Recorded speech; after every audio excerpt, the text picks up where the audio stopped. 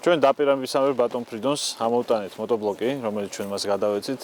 ის გახლავთ ჩვენი გმირი, ის გახლავთ საქართველოს გმირი, ადამიანი, რომელიც ამაგრებს სოფელს. ერთადერთი ადამიანი მთელ სოფელში მთელი ზამთრის განმავლობაში და ჩვენ გვინდა რომ სტიმული შევქნათ, ჩვენ გვინდა დავაბრუნოთ ხალხი უკან, დაუბრუნდნენ სოფელს, ჩვენ დავინახეთ რომ ყოველი მეორე სახლი პრაქტიკულად მიტოვებულია და იმედია რომ ეს ასე აღარ იქნება და მაქსიმალურად ყველაფერს გავაკეთებთ მთიანი რეგიონის ხელშესაწყობად.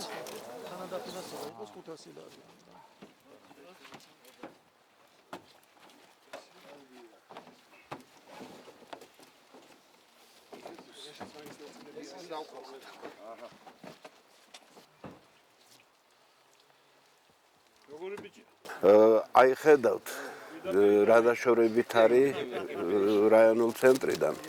აქ ყოველი კაცის მოსვლა ეგ ბედნიერება, სიხარულია. დღეს ბატონი სოფლის მეურნეობის მინისტრი მობრძანდა, ამოიტანა საჩუქრად ამოიტანა სათიბელა არის და სახნავი, სათესი, მრავალი ოპერაციის გამკეთებელი საშუალება. და ძალიან წაადგება, რა თქმა უნდა, მადლობის მეტი და მათვენაცვალე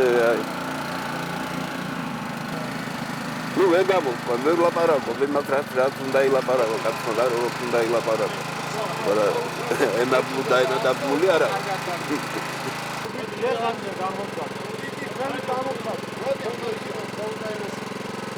ორი ოფუსი დავალმა დაანგრია წაიღო.